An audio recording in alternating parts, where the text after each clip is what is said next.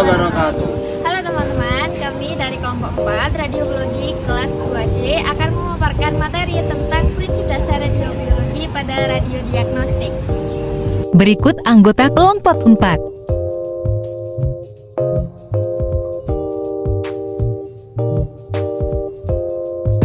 Radiasi adalah energi yang terpancar dari materi dalam bentuk partikel atau gelombang. Berdasarkan kemampuan dalam melakukan ionisasi, radiasi dapat dibedakan menjadi radiasi pengion dan radiasi non-pengion.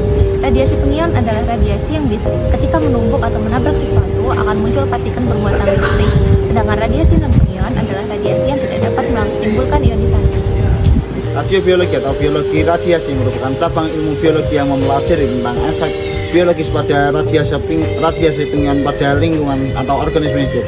Efek biologis radiasi pengion ini meliputi interaksi radiasi pengion dengan struktur atom dan molekul akibatnya pada sel, jaringan, dan organ pada organisme hidup dengan tujuan untuk lebih mendalami dan memahami bahaya atau manfaat dari paparan radiasi pengion.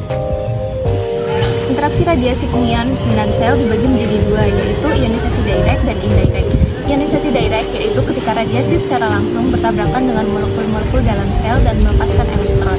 Sedangkan ionisasi indirect yaitu ketika radiasi berinteraksi terlebih dahulu dengan molekul-molekul air pada sel. Ketika sel terkena radiasi, terdapat 3 kemungkinan yang dapat terjadi. Yang pertama yaitu tidak adanya kerusakan pada sel. Yang kedua yaitu sel akan melakukan perbaikan. Perbaikan ini dibagi menjadi perbaikan yang sempurna dan perbaikan tidak sempurna. Perbaikan yang tidak sempurna akan menyebabkan mutasi pada sel. Dan kemungkinan yang ketiga yaitu sel akan langsung mati saat terkena radiasi. Perkembangan studi tentang radiobiologi ini menjadi salah satu dasar dari adanya prinsip utama pemanfaatan radiasi seperti yang dikeluarkan oleh ICRP, yaitu justifikasi, optimisasi, dan limitasi. Justifikasi yaitu memberikan manfaat yang lebih besar dibandingkan dengan bahaya radiasi yang ditimbulkannya.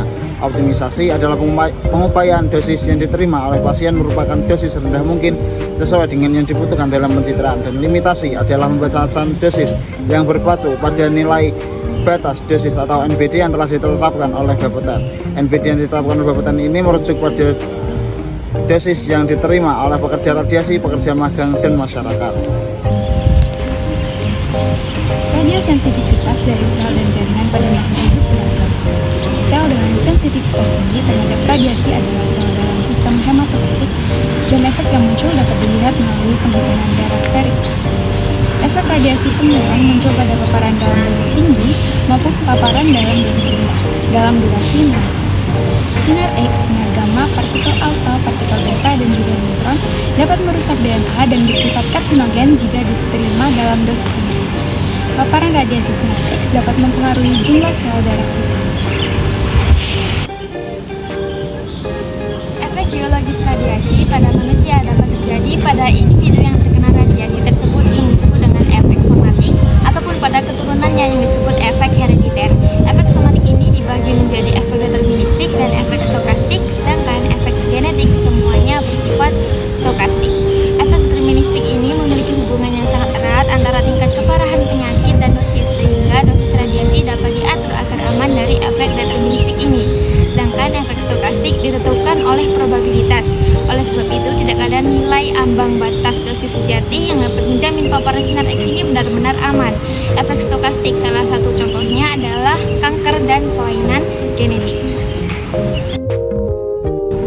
Efek ini dapat diamati secara klinis jika dosis paparan radiasi melebihi nilai ambang batas tertentu dan disebut dengan istilah tissue reaction atau yang sebelumnya dikenal dengan efek deterministik. Selain itu, radiasi juga dapat menyebabkan efek stokastik yang merupakan akibat dari transformasi sen non-letal dan masih dapat mempertahankan kapasitas reproduksinya, namun terdapat potensi mutasi gen sehingga dapat menginduksi kanker dalam periode latensi tertentu. Sekian materi yang dapat kelompok kami sampaikan, kurang lebihnya mohon maaf. Terima kasih atas perhatiannya. Wassalamualaikum warahmatullahi wabarakatuh.